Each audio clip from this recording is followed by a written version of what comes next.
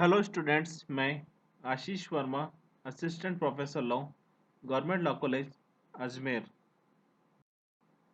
आज हम LLB second year paper 2.6 labour and industrial law first अर्थात श्रम एवं औद्योगिक विधि प्रथम विषय पर चर्चा करेंगे। Paper 2.6 labour and industrial law first अर्थात श्रम एवं औद्योगिक विधि के अंतर्गत हमारे द्वारा सिलेबस के अकॉर्डिंग कुल 5 अधिनियमों का अध्ययन किया जाना है, जिसके अंतर्गत हमारे द्वारा द फैक्ट्रीज एक्ट 1948 अर्थात कारखाना अधिनियम 1948 का अध्ययन प्रारंभ किया जा चुका है और इसके अंतर्गत आज हम अध्याय 5 जो कि श्रम कल्याण संबंधी उपायों के बारे में है, लेबर वेलफेयर मेजर्स के बारे में है और जिसके अंतर्गत धारा 42 से लेकर धारा 50 के अंतर्गत श्रम कल्याण से संबंधी उपायों के बारे में प्रावधान बताए गए हैं पर चर्चा प्रारंभ करने जा रहे हैं। अध्याय 5 जो कि धारा 42 से लेकर धारा 50 तक है के अंतर्गत धारा 42 में धुलाई की सुविधाओं के बारे में बताया गया है। धारा 43 में प्रस्तों को रखने और सुखाने के लिए सुविधाओं के बारे में प्रावधान बताए गए हैं। धारा 44 में बैठने की सुविधाओं के संबंधित प्रावधान बताए गए हैं। धारा 45 में प्राथमिक उपचार के उपकरण के संबंध में प्रावधान बताए गए हैं। धारा 46 के अंतर्गत जल पान गृह से संबंधित प्रावधान बताए गए हैं। धारा 47 के अंतर्गत विश्राम कक्ष, आराम कक्ष और भोजन कक्ष के बारे में प्रावधान बताए गए हैं। धारा 48 में शिशु कक्ष के बारे में प्रावधान बताए गए हैं। धारा 49 में कल्याण अधिकारी के संबंध में प्रावधान बताए गए हैं, जबकि धारा 50 में इस अध्याय की अनुपूर्ति के लिए नियम बनाने की शक्ति के संबंध में प्रावधान बताए गए हैं। अब सबसे पहले है धारा 42 सेक्शन 42 धुलाई की सुविधाएं वॉशिंग फैसिलिटीज। अधिनियम की धारा 42 में कारखानों के प्रबंधकों पर यह दायित्व अधिरोपित किया गया है कि वे कर्मकारों के लिए कपड़े धोने की पर्याप्त सुविधा उपलब्ध कराएंगे। यदि महिला कर्मकार को नियोजित किया गया है तो उनके लिए पृथक से धोने की सुविधा उपलब्ध करानी होगी। अधिनियम की धारा 42 की उपधारा 1 के द्वारा बताया गया है कि प्रत्येक कारखाने में निम्नलिखित व्यवस्था की जाएगी।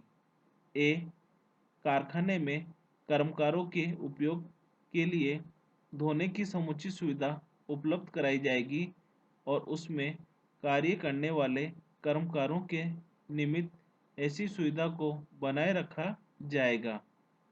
बी, पुरुष और महिला कर्मकारों के लिए पृथक से एवं समुचित रूप से पर्दा युक्त सुविधाएं उपलब्ध कराई जाएगी। सी या ग, उपयुक्त सुविधाएं सरलता से कर्मकारों की पहुंच के भीतर होगी और उन्हें स्वच्छ बनाए रखा जाएगा।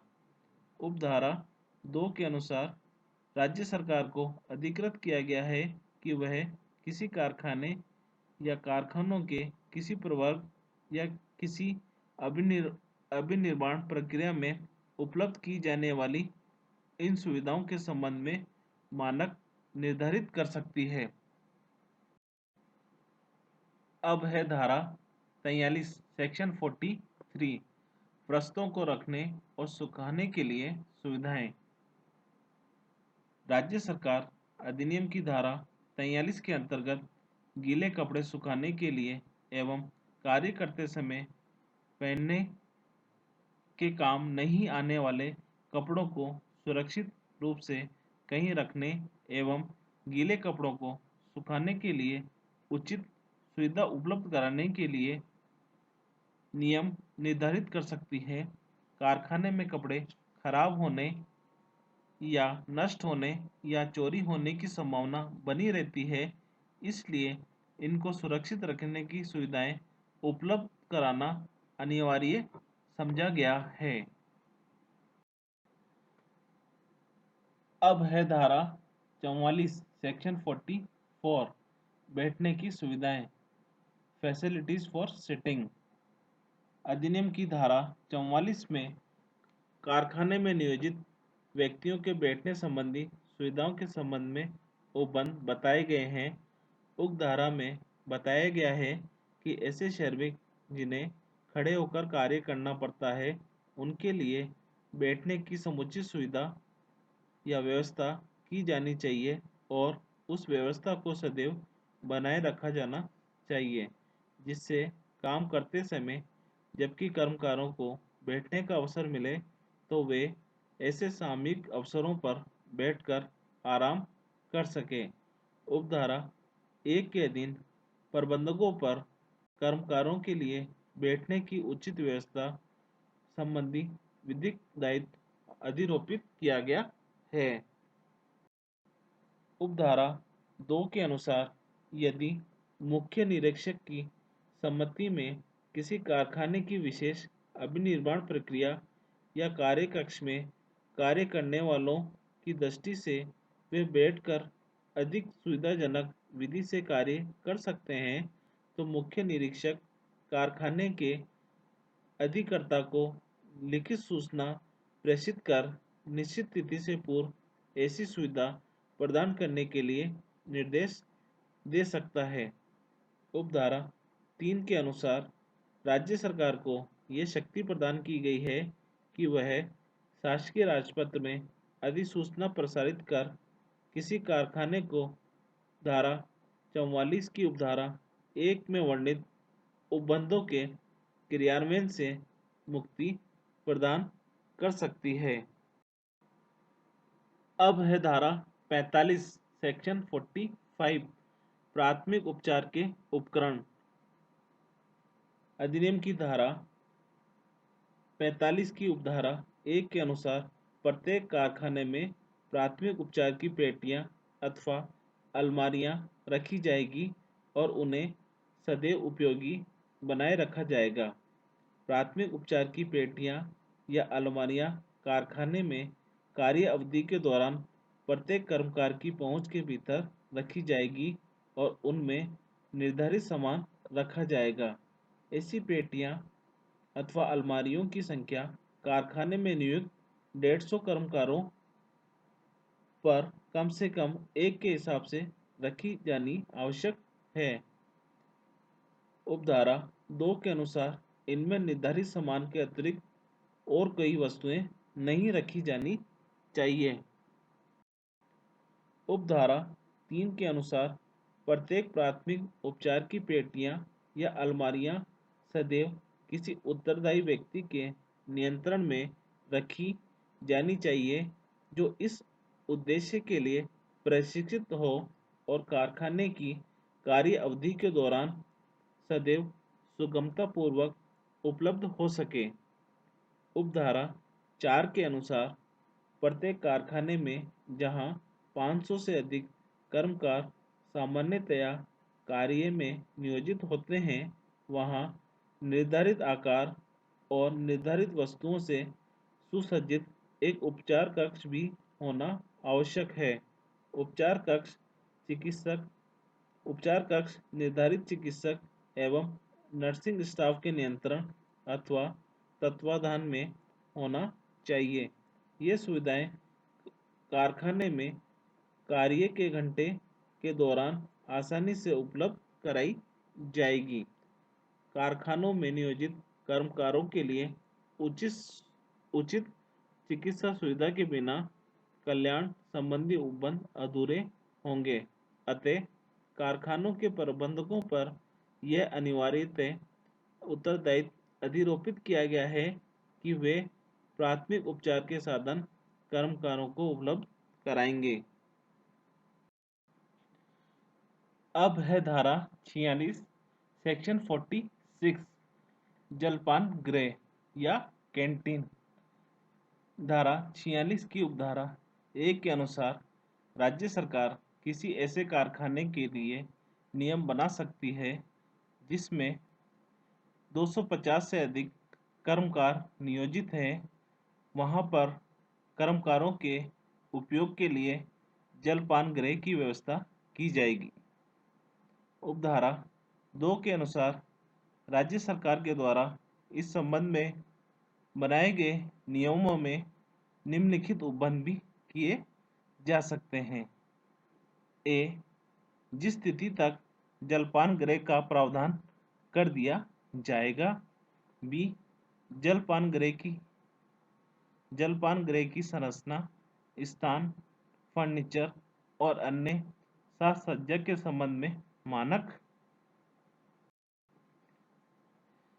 सी, खाद्य पदार्थ जो कि जलपान गृह में उपलब्ध कराए जाएंगे और उन पर वसूल किए जाने वाले मूल्य। डी, जलपान गृह के लिए एक प्रबंध समिति का गठन और उसकी प्रधान व्यवस्था में कर्मकारों का प्रतिनिधित्व। डी, जलपान गृह चलाने में खर्च के मद जिन्हें खाद्य पदार्थों की कीमत निर्धारित करते समय हिसाब में नहीं लिया जाएगा और यह खर्च नियोजक को वहन करने होंगे। ई, निर्धारित शर्तों के अधीन खंड सी के अंतर्गत नियम बनाने की शक्ति का मुख्य निरीक्षक में प्रत्यायोजन। अब है धारा 47 सेक्शन 47 विश्राम कक्ष, आराम कक्ष और भोजन कक्ष की व्यवस्था। अधिनियम की धारा 47 में विश्राम गृह, आराम कक्ष और भोजन कक्ष के संबंध में उपबंध बताए गए हैं। इस धारा के अनुसार उपधारा 1 के अंतर्गत प्रत्येक कारखाने में जहां 150 से अधिक कर्मकार नियोजित किए गए हैं वहां समुचित विश्राम गृह अथवा आराम कक्ष और भोजन कक्ष होने चाहिए जिसमें पीने के पानी की व्यवस्था की जाएगी ताकि कर्मकार अपने साथ लाए गए भोजन को वहां कर सके।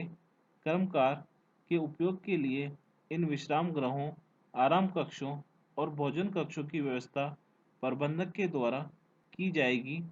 कारखाने में जहां भोजन कक्षों की व्यवस्था कर दी गई है वहां कोई कर्मकार अपना भोजन कार्य कक्षों में नहीं करेगा। उपधारा 2 के अनुसार सभी विश्राम गृह, आराम कक्ष और भोजन कक्षों में पर्याप्त रोशनी तथा हवा की व्यवस्था की जाएगी तथा इनको सदैव स्वच्छ एवं शीतल बनाए रखा जाएगा। उपधारा 3 के अनुसार राज्य सरकार ए, जलपान गृह के संबंध में नियमों द्वारा जलपान गृहों एवं विश्राम गृहों की संरचना, स्थान, फर्नीचर आदि के संबंध में नियमों के द्वारा मानक निर्धारित कर सकती है। बी, राज्य सरकार शासकीय राजपत्र में अधिसूचना जारी कर धारा 47 की वांछनीयता से किसी कारखाने या कारखाने के किसी प्रवर्ग अथवा उनके प्रकार को छूट भी प्रदान कर सकती है। अब है धारा 48 सेक्शन 48 शिशु कक्ष। अधिनियम की धारा 48 के द्वारा किसी कारखाने में नियोजित महिला कर्मकारों के उपयोग के लिए शिशु गृहों के बनाने संबंधी उपबंध बताए गए हैं। उपधारा 1 के अनुसार ऐसे कारखाने जहां सामान्यतया 30 से अधिक महिला कर्मकार कार्य करती हैं, वहां प्रत्येक महिला कर्मकार के 6 वर्ष से कम आयु के बच्चों के उपयोग के लिए पर्याप्त एवं योग्य 1 या अधिक कक्ष की व्यवस्था की जानी चाहिए।